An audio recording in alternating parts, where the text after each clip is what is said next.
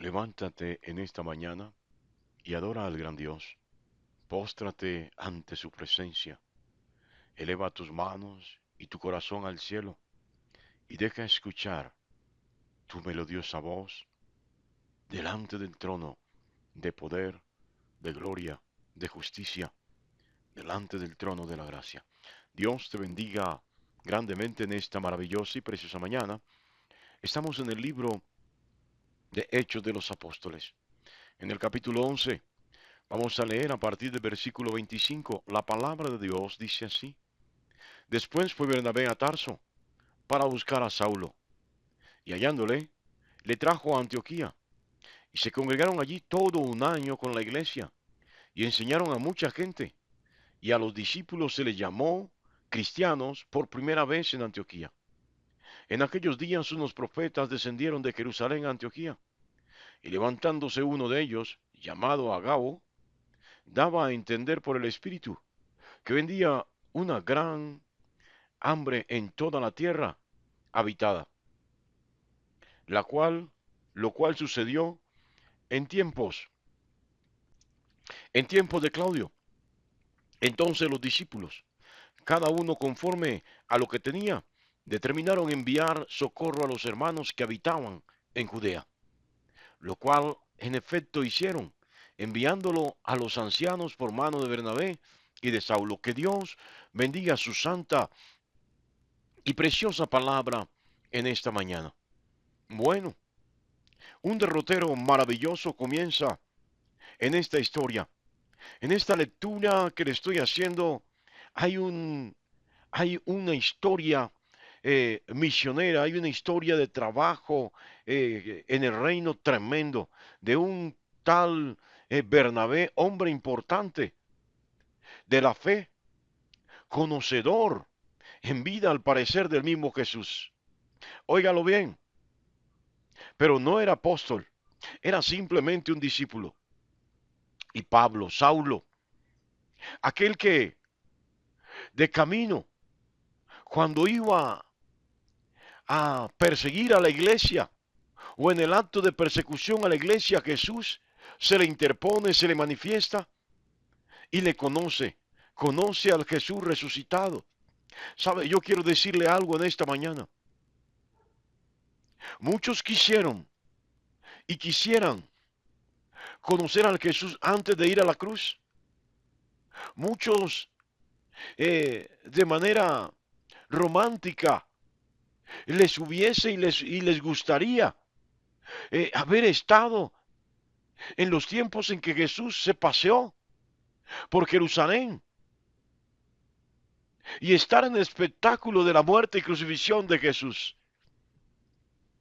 A muchos les hubiese gustado, a muchos de nuestra época, de nuestras generaciones y anteriores les hubiese gustado haber conocido a Jesús, estar en su mesa partiendo el pan con él, haber sido beneficiarios de algún milagro de Jesús. Pero sabe, muchos lo vieron y no creyeron en él. A muchos le habló y no creyeron en él. Sí, ¿por qué te digo esto? Porque Saulo conoció a Jesús resucitado. Y esto es totalmente trascendental. ¿Sabes? Es importante no conocer al Jesús que todavía pende un crucificado en una cruz. Ese no es nuestro Jesús. El nuestro es el que se manifestó a Pablo, el que está vivo, el que se levantó de entre los muertos, el que subió a los cielos, el que está sentado a la diestra del Padre y el que prometió un día volver con gloria y con poder para juzgar a vivos y muertos. No sé si entendiste esto. Cierro este paréntesis que abrí no sé cuándo. Pero tremendo, Pablo conoció al Jesús resucitado.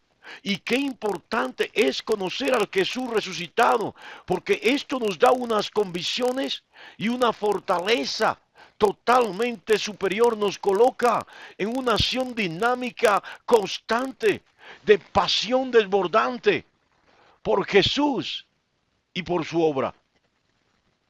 Sí, aquí está Saulo.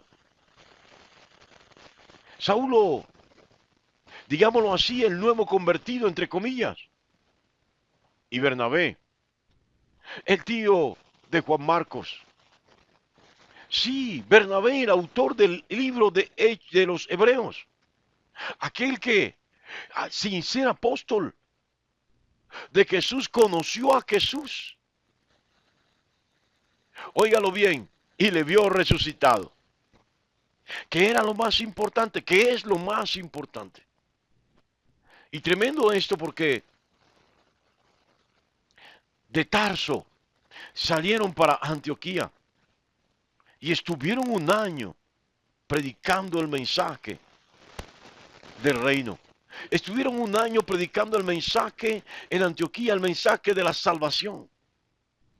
Mi pregunta hoy, en esta mañana, la primera pregunta: ¿cuánto tiempo has apartado para predicar el mensaje de salvación? ¿Cuánto tiempo dedicas a enseñar el mensaje del reino? Sabes, estos hombres eran de tiempo completo. No te estoy exigiendo eso. Simplemente te estoy exigiendo, reclamando tu falta de compromiso con la obra. Pero todavía te llenan la boca diciendo que eres creyente, que eres cristiano todavía. ¿Te crees con derecho a exigirle y reclamarle a Dios? Porque te has congregado uno que otro domingo. Porque has dado una pírriga ofrenda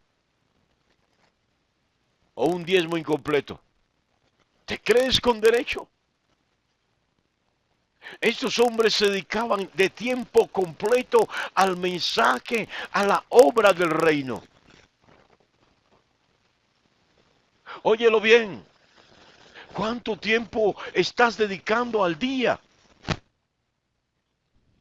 para compartir el mensaje de salvación? Óigalo bien. Saulo, o invitamos la cosa, Bernabé y Saulo enseñaban a la gente. Y me sorprende algo, mis amados, porque fue en Antioquía cuando a la iglesia primitiva se le llamó por primera vez cristianos. ¿Y esto de cristiano qué es? Es que todos teníamos algo en común, es que todos tenemos algo en común.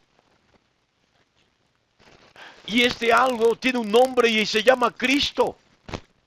Cristiano es todo aquel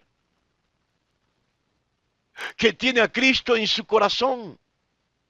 Todo aquel que es testimonio vivo, fehaciente, de que Cristo vive. Cristiano es todo aquel que deja que Cristo entre en él y viva su vida en él. Óigalo bien.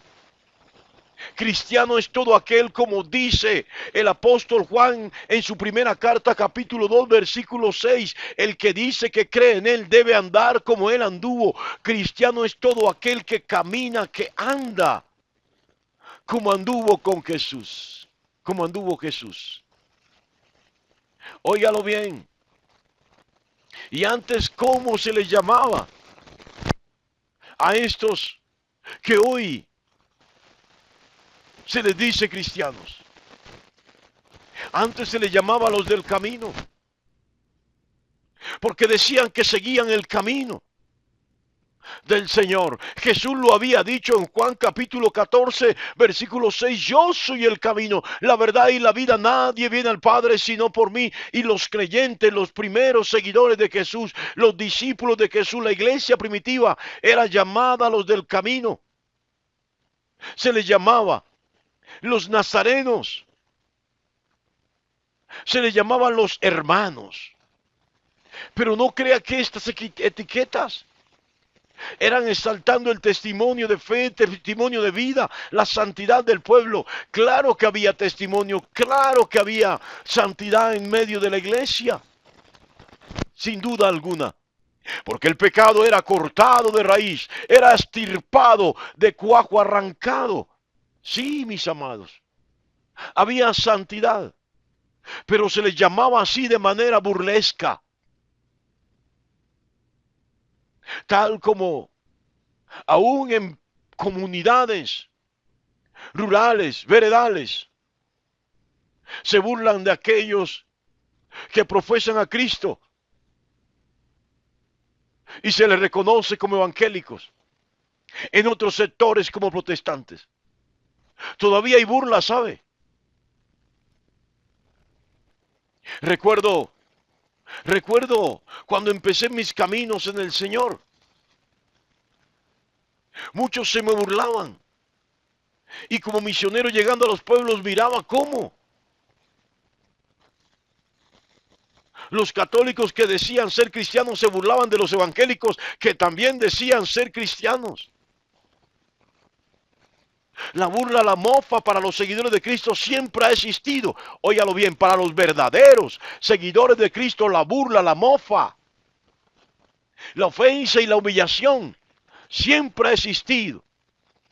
Bueno, esto es bíblico, Jesús lo dijo, el mundo os aborrece, el mundo os odia. Por eso Santiago dice que la enemistad con el mundo es enemistad con Dios. Como quien dice, el que es amigo de Dios también es enemigo del mundo.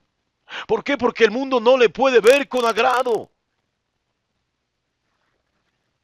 Yo no sé si está entendiendo o comprendiendo en esta mañana. Pero hay aquí una palabra tremenda.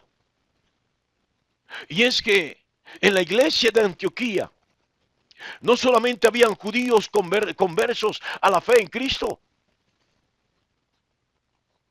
Es decir, habían hombres que hablaban hebreos, otros que hablaban griego, otros que hablaban arameo, otros que hablaban latín. Sí, convertidos a Jesús. Pero ¿qué era lo que tenían en común? ¿Cuál era su punto de encuentro, su punto de referencia? Perdón. Cristo Jesús. Allí estaba el problema. La burla cuando se les llamó los hermanos, porque la iglesia primitiva se llamaban entre sí hermanos. Bueno, Pedro en su carta se refiere al hermano Pablo. ¿Eran hermanos consanguíneos? No, eran hermanos porque tenían una misma fe en común. Pero se le burlaban porque ¿cómo es posible que el hijo de Pepito Mosquera venga a decir que es hermano de Juana de Arcos? ¿Cómo es posible que el negro africano convertido al cristianismo, al judeocristianismo, venga a decirle hermano, siendo negro a un judío, de ojos azules y tez clara? ¿Cómo es posible que alguien de piel amarilla, un asiático, venga a decirle hermano a un negro o a un judío blanco? Claro, no. Esto no era inaceptable y se les burlaban por esto. Lo que no entendían y lo que el mundo no entiende hoy es que Cristo rompe las barreras culturales, genéticas, raciales, tradicionales. Rompe todas las estructuras del planeta Tierra, rompe todo lo que el hombre coloca como barrera, como impedimento para la comunión, para la unidad. Jesús rompe con todo esto. Y es por ello que profesando a Cristo, aunque habían diferencias culturales, raciales, óigalo bien, idiomáticas. Tuvieron que llamarles cristianos, burlándose de ellos sin lugar a dudas, pero porque vieron en ellos que tenían un punto elevado, bien alto, en común. Y esto es, tenían a Cristo en su corazón. Cristiano es todo aquel que tiene a Cristo en su corazón y tiene el carácter de Jesús. La palabra nos muestra que hubo profetas, no solamente en el Antiguo Testamento, sino en la iglesia primitiva. Todavía hay profetas, pero no adivinos, vaticinadores del futuro. No, son hombres y mujeres que entran en intimidad con el Espíritu y el Señor les muestra las áreas de las vidas que hay o deben trabajar en la restauración para que el pueblo ore en la restauración y se aprovisione para las cosas que pueden suceder. Pero insisto, no es un adivino, es alguien que tiene intimidad con el Dios Todopoderoso.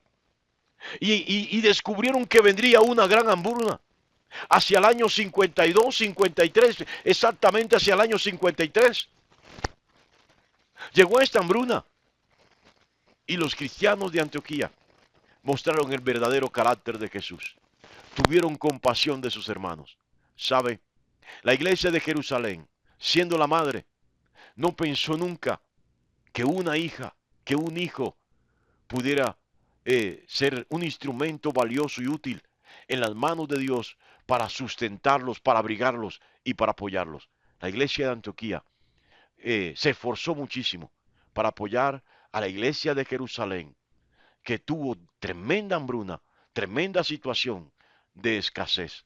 Tenga presente, no olvide, trate bien a sus hijos, trátelos con amor, trátelos con compasión, con misericordia, y forme en ellos el carácter de Cristo, compasivo, tierno, amoroso, óigalo bien, perdonador. Esta iglesia, la iglesia de Antioquía, tenía el perfil social que Cristo espera que cada uno de nosotros imprima en sus hogares, imprima en su comunidad y lo muestre en sus actos. Dios te bendiga grandemente en esta maravillosa y preciosa mañana.